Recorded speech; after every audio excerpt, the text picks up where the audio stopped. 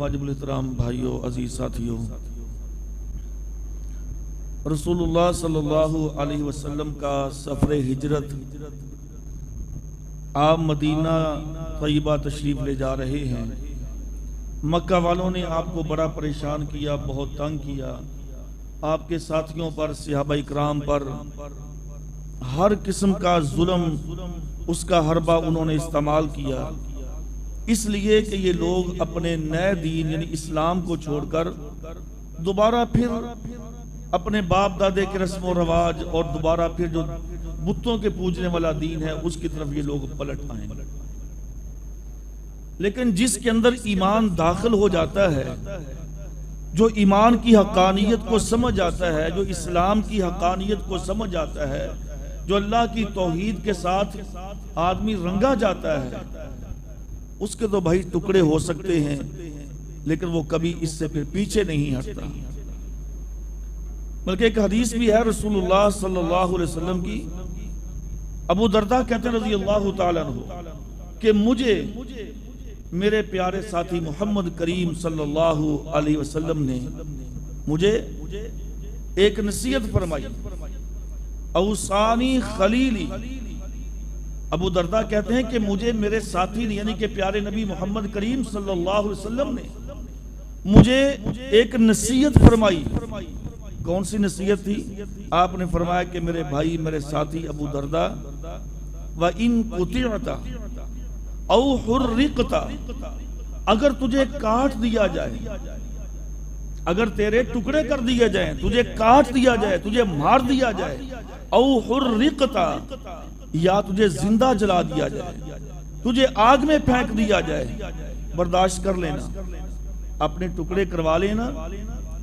اگر تجھے آگ میں پھینکے تو برداشت کر لینا، لیکن ایک کام کبھی نہ کرنا، لا تشرک باللہ، اپنے رب کے ساتھ کبھی شرک نہ کرنا، چونکہ شرک اس سے بڑا گناہ ہے۔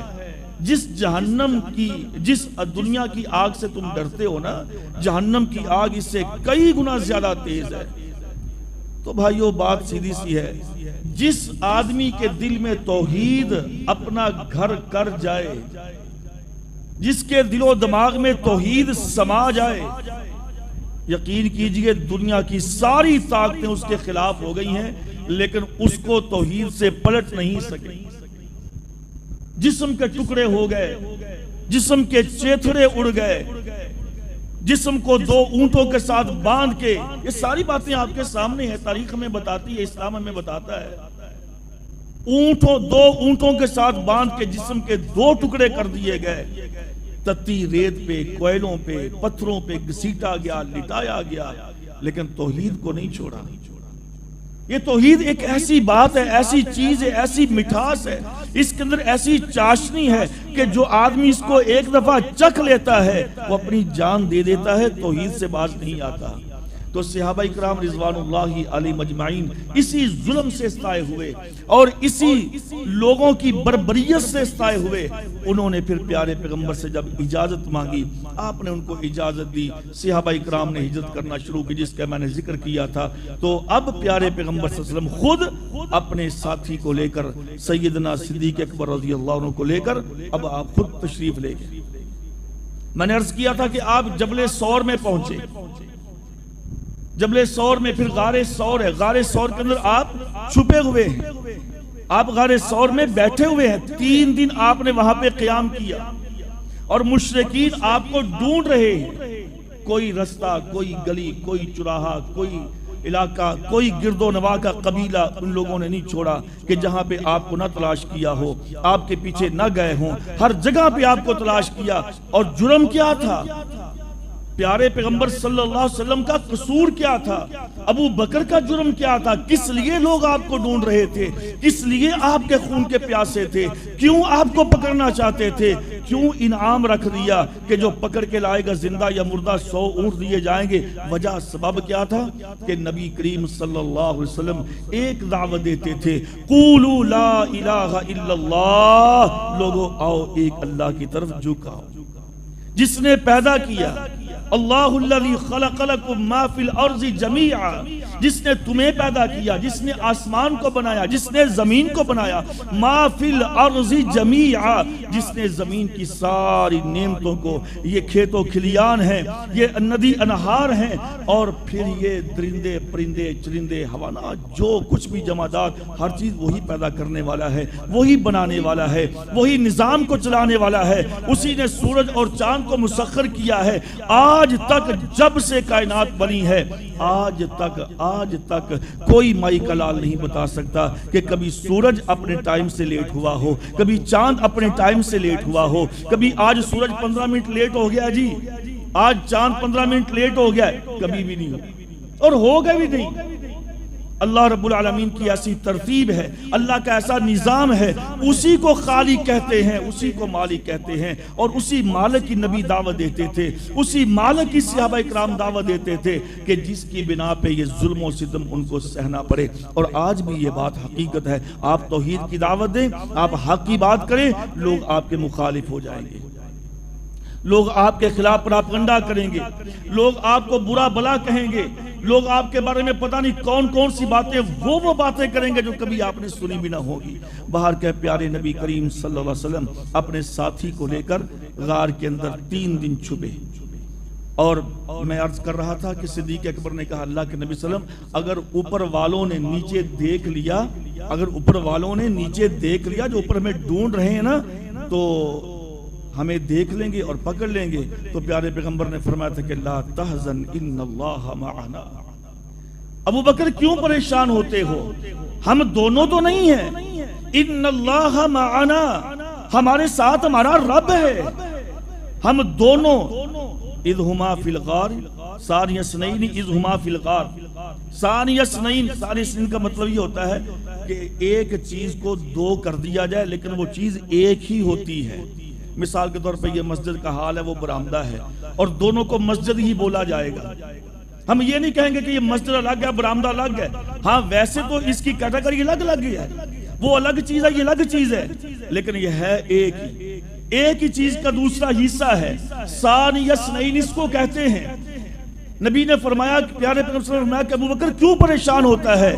ہم دونوں ایک دوسرے کے بازو ہیں، ہم دونوں ایک دوسرے کے ساتھ ہیں، ایک دوسرے کے ساتھ جڑے ہوئے ہیں، اور ان اللہ معنا، تیسرا ہمارے ساتھ ہمارا رب ہے، جس کے ساتھ رب ہوتا ہے اسے کوئی بھی کچھ نہیں کہہ سکتا، اس کا کوئی بھی کچھ نہیں بگاڑ سکتا۔ دیکھیے نبی موسیٰ علیہ السلام نے جب ہجرت کی اپنی قوم کو ساتھ لے کر، بات لمبی نہ ہو جائے، جب آپ دریا کے کنارے پر پہنچے تو قوم نے کیا کہا؟ بات لمبی ہے، اشارہ کرتا ہوں۔ قوم نے کہا موسیٰ مروا دیا نا، پیچھے فرعون ہے، آگے دریا ہے، ہم کہاں جائیں؟ تو نبی موسیٰ علیہ السلام نے کیا کہا تھا؟ ان اللہ معی ربی۔ آپ نے کسی اور کا نام نہیں لیا، آپ نے ان میں سے کسی ایک دوسرے کو، کسی کو اپنے قریب اپنا ساتھی نہیں قرار دیا، کہا ان اللہ معی ربی، میرے ساتھ میرا رب ہے، وہ مجھے یہاں سے نکالے گا، میرے ساتھ، ان اللہ معی، میرے اکیلے کے ساتھ۔ حالانکہ رب نے سب کی مدد کی ہے، رب نے سب کو نکالا ہے، سب کو نجات دی ہے فرعون کے عذاب سے، فرعون کے چنگل سے نکالا ہے، لیکن کہا ان اللہ معی، اللہ میرے ساتھ ہے۔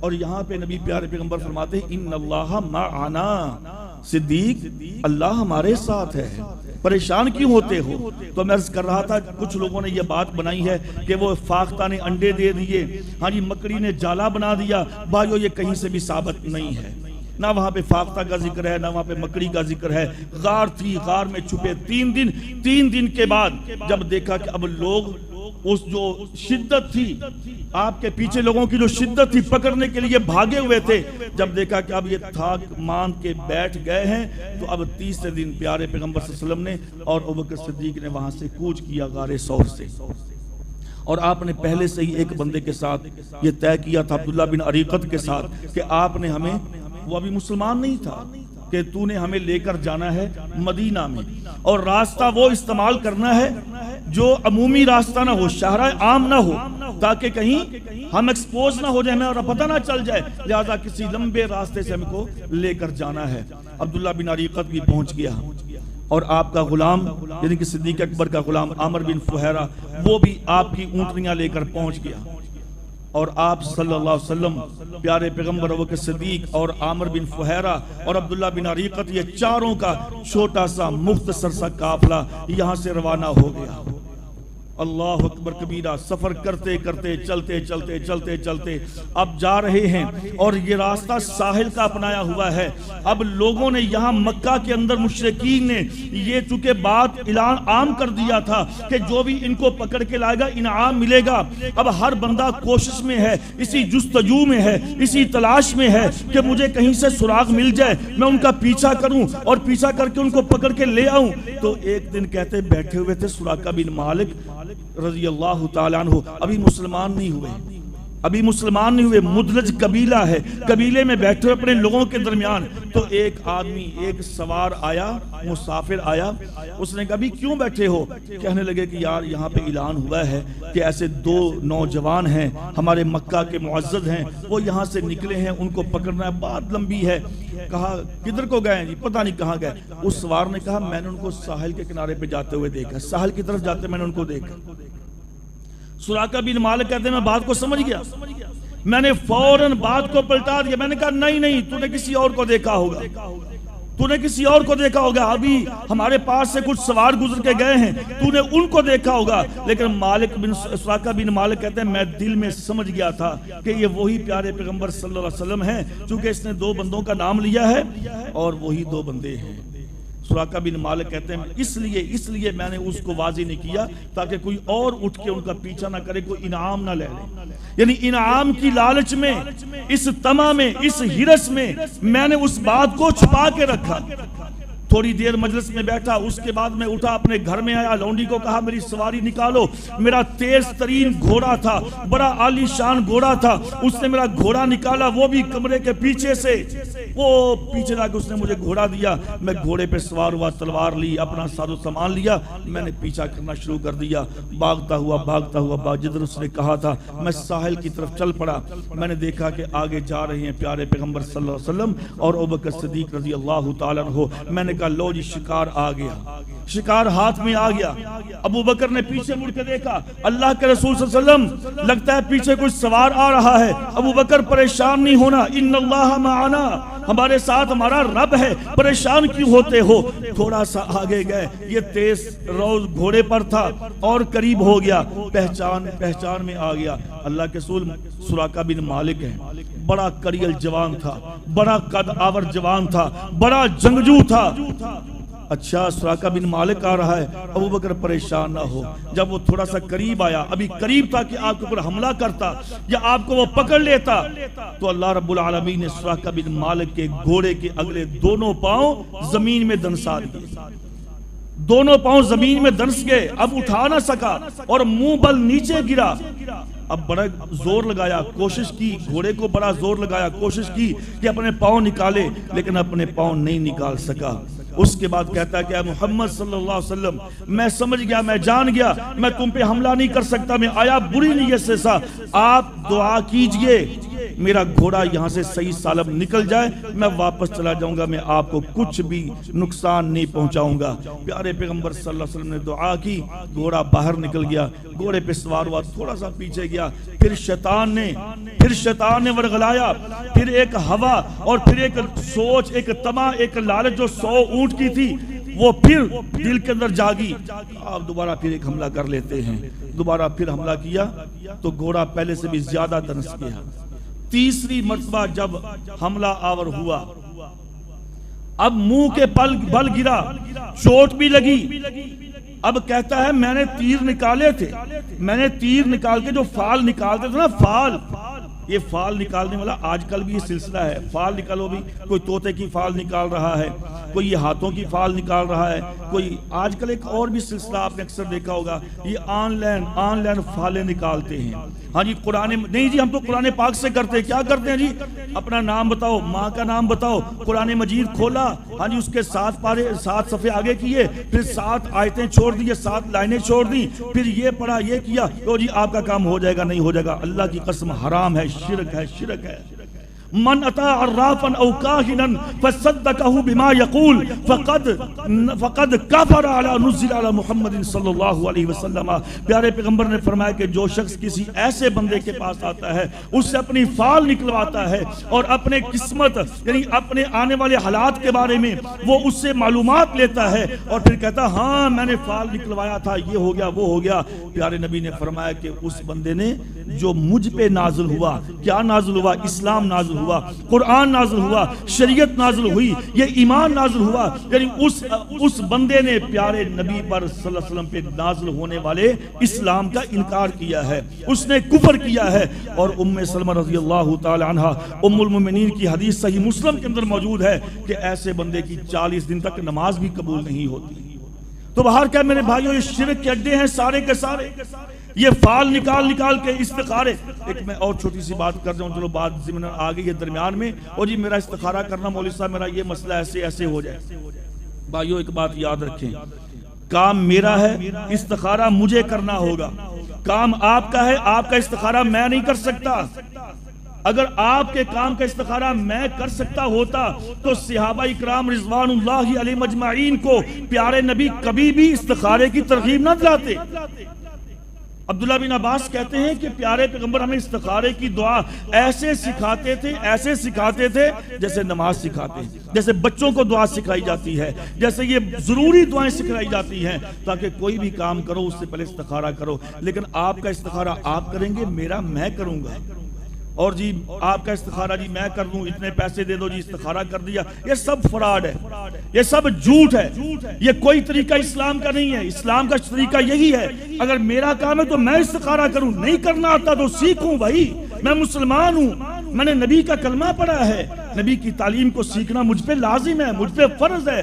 اگر نہیں مجھے طریقہ آتا تو سیکھنا چاہیے. یہ کون سا مشکل کام ہے, مجھے سیکھنا چاہیے. باہر کیا سراقہ بن مالک کہتا ہے میں نے تیر نکالا. وہ مشرکین کا کام تھا, تیر نکالتے تھے, ایک تیر پھینکتے تھے, ایک اوپر لکھا ہوتا لا, یعنی کہ یہ کام تم نے نہ کرو, ایک پہ لکھا ہوتا یہ کام کر گزرو. اگر کر گزرو والا ہوتا تو وہ کام کر لیتے, نہ والا ہوتا تو کہتا میں نے تیر نکالا, اس پہ لا نکالا, پھر نکالا, اس پہ لا, پھر نکالا, اس پہ بھی لا. یعنی کہ تینوں دفعہ مجھے میری فال نے بھی منع کیا کہ یہ کام نہ کر. لیکن چونکہ انعام کی لالچ تھی, دنیا, ہرس, طمع, پیسہ, مال, دولت, اس لیے تو پیارے پیغمبر نے فرمایا تعیس عبد الدینار والدرہم والقطیفہ ان عطی راضی وان لم یعطا ولم یرضا. آپ نے فرمایا کہ ہلاک ہو گیا, برباد ہو گیا پیسے کا بندہ, پیسے کا پجاری, درم و دینار کا پجاری, اچھے کپڑے پہننے کا پجاری, جو جی اپنا سٹیٹس, اپنا ایک اعلیٰ معیار کہ جی میں اس کے نیچے نہیں آ سکتا, یہ میرا سٹیٹس نہیں ہے, میں بڑے اونچے سٹیٹس کا. اور بھائی یہ سٹیٹس لے کے بیٹھ گئے, ہم کو برباد کر دیا انہوں نے, ہمیں ہماری زندگیوں کے اندر سے سکون چھین لیا, عزت چھین لی, بربادی ہمیں دی اسی ہمارے سٹیٹس نے, جس کے پیچھے ہم اپنے گھر کو چھوڑتے, اپنے بچوں کو چھوڑتے, اپنے خاندانوں کو چھوڑ دیتے ہیں اور رشتہ داریوں کو توڑ دیتے ہیں. چھوٹے بڑے کا حیا نہیں رہا, عزت اور شرم نہیں رہی. کس وجہ سے؟ جی میرا سٹیٹس نہیں ہے, میں چھوٹا بندہ, میں اس کے ساتھ بیٹھوں, نہیں میرا سٹیٹس نہیں ہے. اِنَّا لِلَّهِ وَإِنَّا, یہ ہماری مسلمانوں کی کیفیت ہے. باہر کا ایک لالچ تھی, ایک سوچ تھی کہ نہیں میں پکڑوں گا.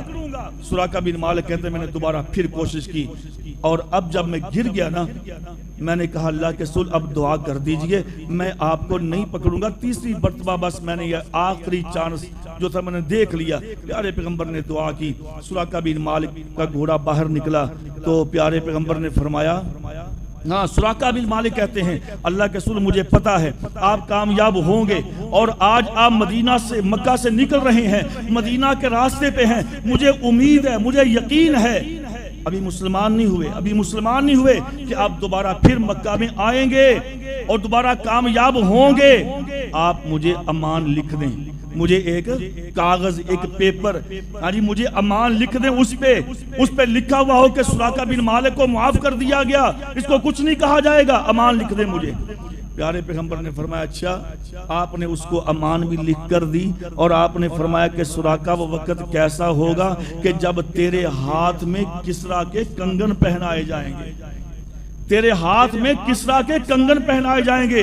سراقہ بن مالک کہتے ہیں میں بڑا سوچتا تھا, میں بڑا حیران ہوتا تھا, میں مسلمان بھی نہیں ہوا, اور میں آپ کو مارنے کے لیے گیا، نعوذ باللہ، میں آپ کو قتل شہید کرنے کے لیے گیا، میں آپ کے مخالف گیا، آپ نے مجھے امان بھی لکھ کر دی اور مجھے آپ خوشخبری بھی سنا رہے ہیں کہ سراقہ تیرے ہاتھ میں کسرا کے کنگن۔ او بھائی کتنی بڑی بات ہے، کتنی بڑی بات ہے۔ جیسے آج کل کوئی بندہ کسی کو کہہ دے کہ جا یار ٹرمپ والا کر تیرا ہو گیا، بندہ کہتا ہے یہ عجیب سی بات ہے کہ کوئی ایسی بات کرتا جس کی کوئی سمجھ نہیں آ رہی کہ بھئی کسرا جو اس وقت دنیا کی ایک بڑی طاقت ہے، دنیا کی بڑی پاور ہے، جس کو دنیا اپنے آپ سے سب سے بڑا سمجھتی ہے، اس کے ہاتھ کے کنگن میرے ہاتھ میں آئیں گے۔ سراقہ بن مالک کہتے ہیں میں بڑا پریشان ہوتا تھا، سوچتا تھا، اور پھر اللہ رب العالمین نے پانسا پلٹا، بعد میں مسلمان ہو گئے۔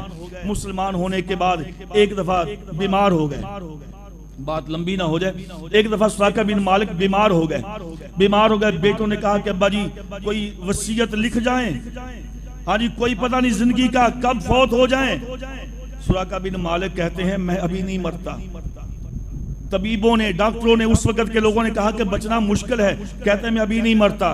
بھی تم ایسے یقین سے کیسے کہہ سکتے ہو؟ کہتے اس لیے یقین سے کہتا ہوں کہ میں نے پیارے پیغمبر صلی اللہ علیہ وسلم کی زبان سے یہ لفظ سنے تھے کہ کسرا تیرے ہاتھوں میں، سراقہ تیرے ہاتھوں میں کسرا کے کنگن ہوں گے۔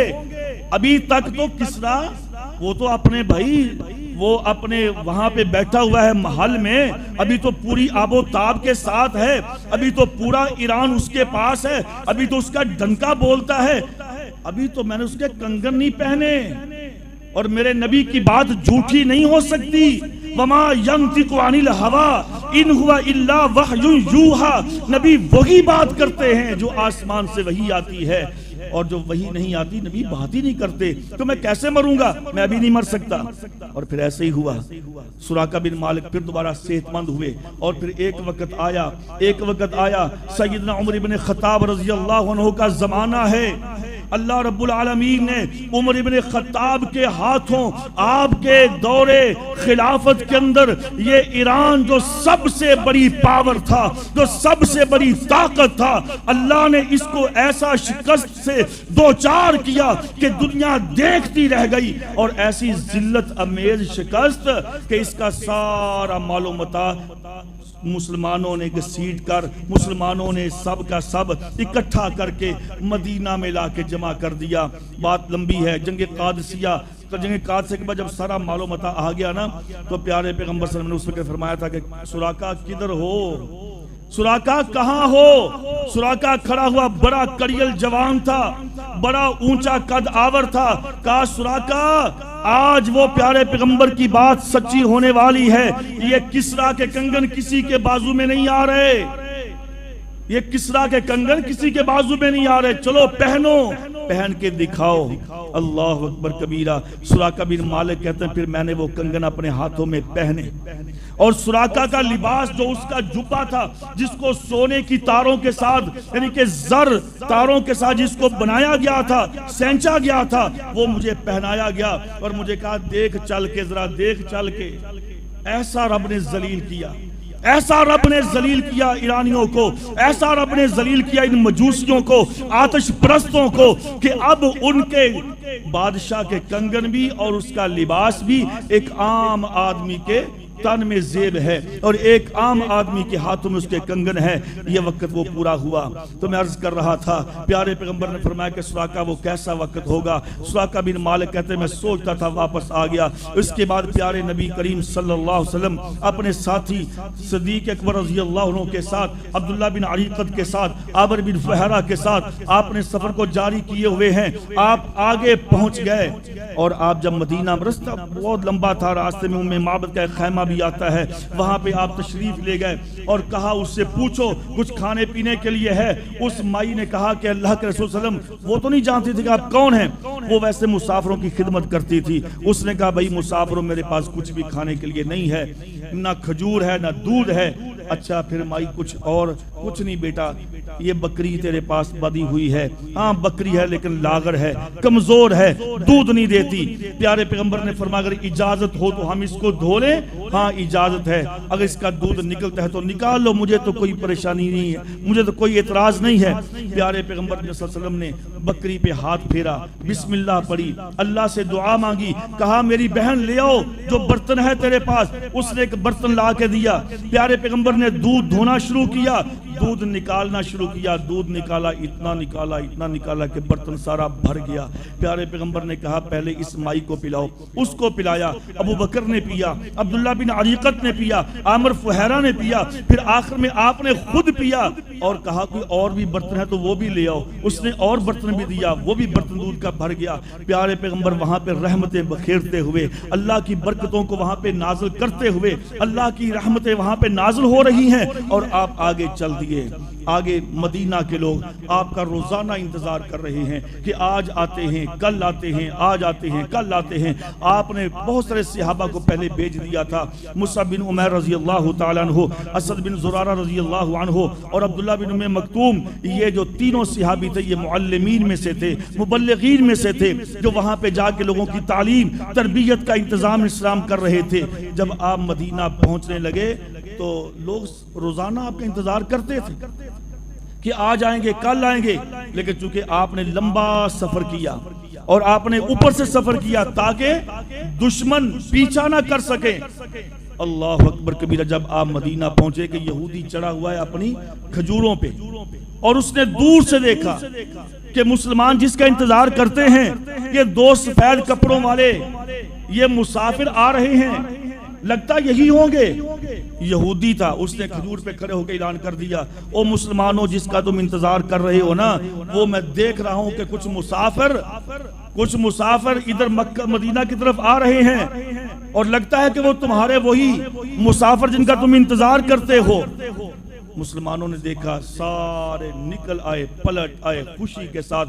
انس بن مالک کہتے رضی اللہ تعالیٰ عنہ، صحیح بخاری کی روایت ہے، کہتے اللہ کی قسم میں نے زندگی میں اس دن سے زیادہ خوبصورت دن کبھی زندگی میں نہیں دیکھا، اور میں اپنی بات نہیں کرتا، کہتے ہیں مدینہ کا ہر فرد، مدینہ کا ہر پیر و جوان، مدینہ کا ہر چھوٹا اور بڑا یہی کہتا تھا کہ آج کا دن زندگی کا سب سے حسین ترین دن ہے، آج کا دن زندگی کا سب سے پیارا دن ہے، اللہ کی رحمتوں کا دن ہے کہ پیارے پیغمبر تشریف لائے۔ اللہ اکبر کبیرہ، آپ تشریف لائے۔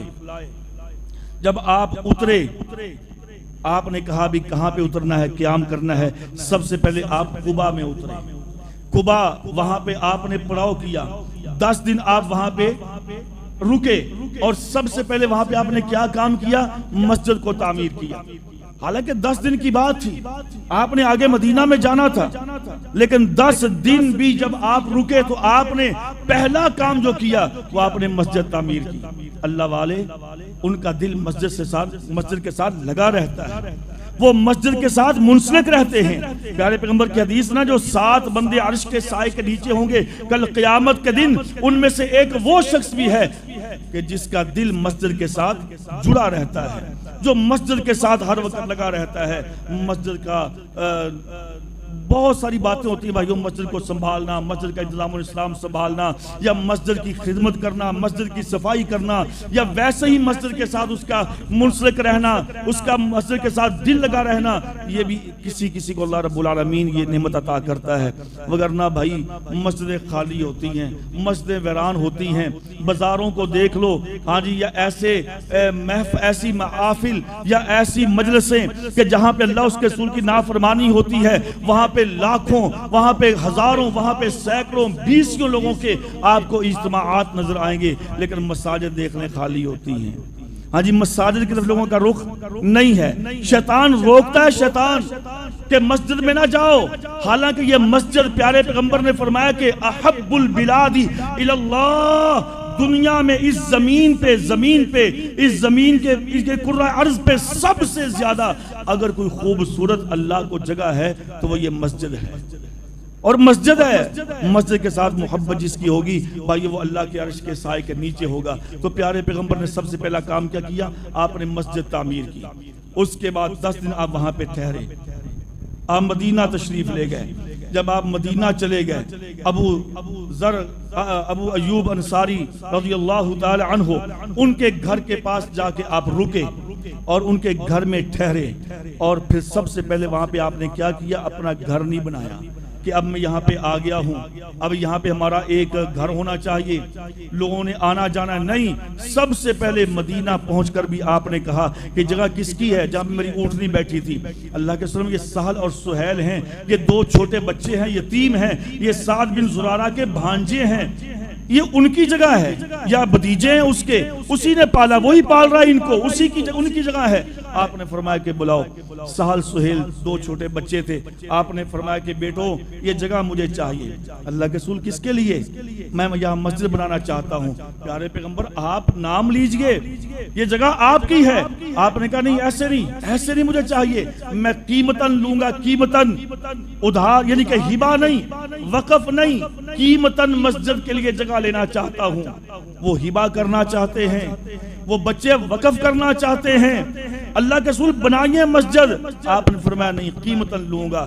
آپ نے ان کو رقم دی اور اس جگہ کی جو بھی مالیت تھی ان کو دی، پھر آپ نے وہاں پہ مسجد تعمیر کی۔ آپ خود مسجد کی تعمیر میں بذات خود نفس نفیس آپ شامل ہوئے۔ آپ اینٹیں لا رہے ہیں، یعنی پتھر اٹھا کے لا رہے ہیں، آپ گارا لا رہے ہیں، آپ مسجد کی تعمیر میں خود شریک ہوئے اور مسجد کو تعمیر کیا۔ یہ وہی مسجد ہے، یہ وہی مسجد ہے جو میرے نبی کی عدالت تھی، یہ وہی مسجد ہے جو میرے نبی کا گھر تھا، یہ وہی مسجد ہے یہ جو میرے نبی کی سپریم کورٹ، یعنی کہ یہ سب سے بڑی عدالت تھی، سارے فیصلے یہیں پر ہوتے تھے۔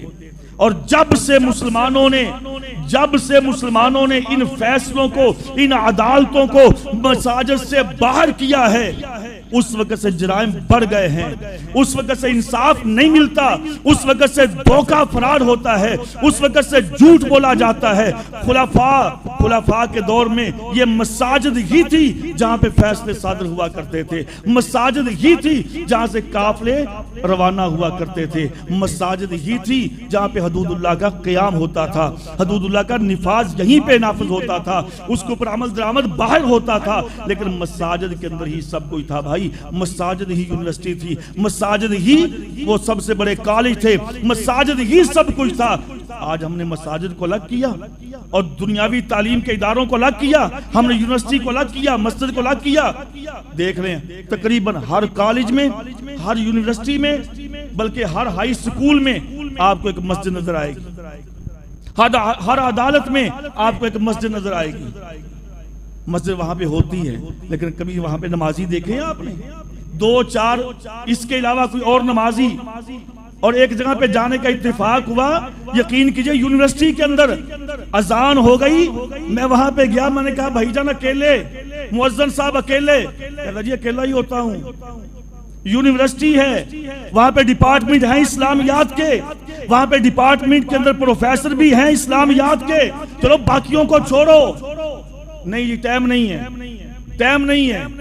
جب سے ہم نے دین اور دنیا کو الگ الگ کیا ہے، جب سے ہم نے مساجد اور عدالت کو الگ الگ کیا ہے، ہم دین سے دور ہوتے چلے گئے، اور یہی کافر چاہتا تھا، اور یہی شیطان چاہتا تھا، یہی غیر مسلم چاہتا تھا کہ کسی نہ کسی طریقے سے اسلام کو ان اداروں سے نکال دیا جائے۔ جب اسلام نکل جائے گا پھر اپنی مرضی ہے نا، جس کی لاٹھی اس کی بھینس، پھر کون پوچھنے والا ہے؟ جو مرضی کرو، پھر قسمیں بھی اٹھائیں گے، قرآن بھی اٹھائیں گے، پھر جھوٹے گواہ بھی ملیں گے، جھوٹے فیصلے بھی ہوں گے، اور پھر جھوٹے وکیل بھی، پھر سب کچھ بھائی جھوٹ پہ مبنی ہوگا۔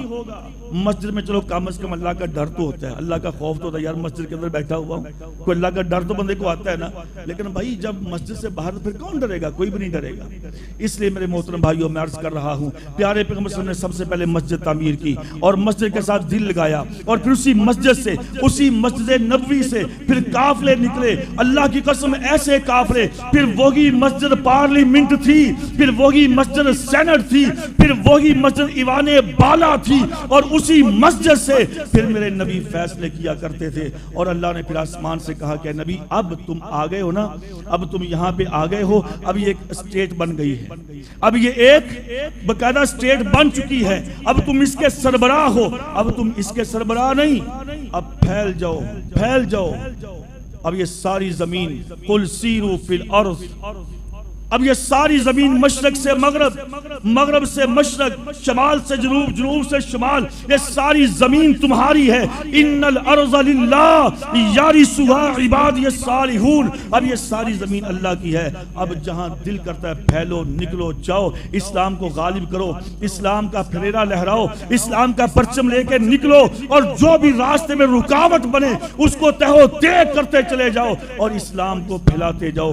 عقبہ بن نافع رضی اللہ تعالیٰ عنہ، یہ ادھر سے جب یہ مسلمہ قتیبہ مسلم باہلی کا یہ دور تھا، یہ ادھر نکلے، یہ بحر یقیانوس کے اوپر، یہ تیونس، الجزائر، یہ سارے علاقے فتح کرتے کرتے کرتے بحر یقیانوس کے اوپر پہنچے. اور وہاں پہ جب پہنچے نا تو آگے دریا سمندر ہے، نظر نہیں آتا کچھ بھی. اپنے گھوڑے کے دونوں پاؤں آگے والے سمندر میں ڈال دیے، سمندر میں ڈال دی، اور کہتے ہیں اللہ عقبہ بن نافع پیچھے سے چلا آ رہا ہے. اس کو جو بھی علاقے نظر آئے ہیں، الجزائر ہے اور یہ تیونس ہے، یہ سارے علاقے، یا اللہ یہ تیرا بندہ، تیرے نبی کا سپاہی، تیرے دین کا سپاہی، یہ سارے علاقوں میں تیرا دین پھیلاتا آ رہا ہے اور آگے سے آگے چلا آ رہا ہے. اے اللہ آگے سمندر ہے، آگے مجھے کچھ نظر نہیں آ رہا. اللہ کی قسم، اے اللہ اگر عقبہ کو پتا چل جائے کہ اس سمندر کے پار بھی کوئی آبادی ہے تو یہ عقبہ اس سمندر کو بھی اپنے سامنے رکاوٹ نہیں سمجھے گا، وہاں پر بھی یہ پہنچ جائے گا. اور پھر دور آیا نا، دشت و دشت دریا بھی نہ چھوڑے ہم نے، بحر ظلمات میں دوڑا دیے گھوڑے ہم نے.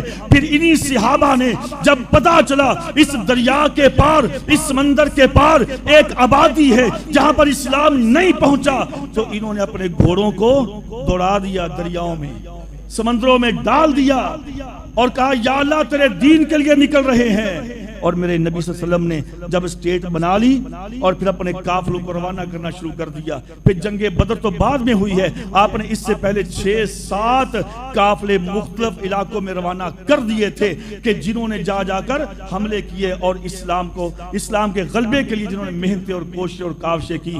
تو جب پیارے پیغمبر پھر مدینہ میں آ گئے، اسٹیٹ بن گئی، اگلا آپ کا مرحلہ، اگلا لاہ عمل، اگلا وہاں پہ مقامی اور داخلہ خارجہ پالیسی آپ کی کیا تھی، اور پھر آپ آگے سروائیو آپ نے کیسے کیا، یہودیوں کو اور گرد و نواح کے لوگوں کو اپنے ساتھ کیسے ملایا، کیسے آگے چلے. انشاءاللہ اگلے خطبے کے اندر اللہ تبارک و تعالی سمجھنے کی، عمل کی توفیق دے. وما علی الا البلاغ.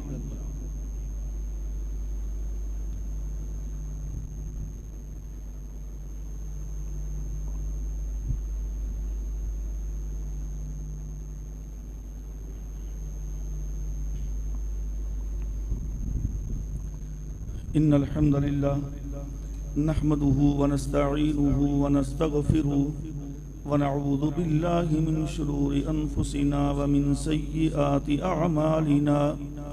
من يهده الله فلا مضل له ومن يضلل فلا هادي له. وأشهد أن لا إله إلا الله وحده لا شريك له وأشهد أن محمدا عبده ورسوله. اللهم صل على محمد وعلى آل محمد كما صليت على إبراهيم وعلى آل إبراهيم إنك حميد مجيد. اللهم بارك على محمد وعلى آل محمد كما باركت على إبراهيم وعلى آل إبراهيم إنك حميد مجيد. اللهم اغفر لنا وللمؤمنين والمؤمنات والمسلمين والمسلمات والأحياء منهم والأموات. اللهم اشف مرضانا مرض المسلمين. اذهب البأس رب الناس واشف أنت الشافي لا شفاء إلا شفاؤك شفاء لا يغادر سقما. بہت سارے بھائیوں نے دعا کی درخواست کی ہے. اللہ تبارک و تعالی ہمارے بھائیوں کو، ہماری بہنوں کو، بچوں کو، بچیوں کو، اللہ سب کو صحت کاملہ عاجلہ عطا فرمائے. اللہ سب کی پریشانیوں کو دور فرمائے. کچھ بھائی بے اولاد ہیں، ان کے لیے خصوصی دعا کی درخواست ہے. اللہ رب العالمین جو ہماری بہنیں، ہمارے بھائی بے اولاد ہیں، ان کو صالح اور نیک اولاد عطا فرمائے. اور جو صاحب اولاد ہیں اللہ رب العالمین ان کی اولاد کو فرما بردار اور ان کے لیے صدقہ جاریہ بنائے۔ اللہ رب العالمین ہماری مالی، جسمانی، روحانی ساری مشکلات کو اللہ ہم سے دور فرمائے۔ اللہ تبارک و تعالی زندہ رکھے تو اسلام پہ، موت آئے تو اسلام، ایمان اور شہادت کی موت نصیب فرمائے۔ سبحان ربک رب العزت عما یصفون وسلام علی المرسلین والحمد للہ رب العالمین۔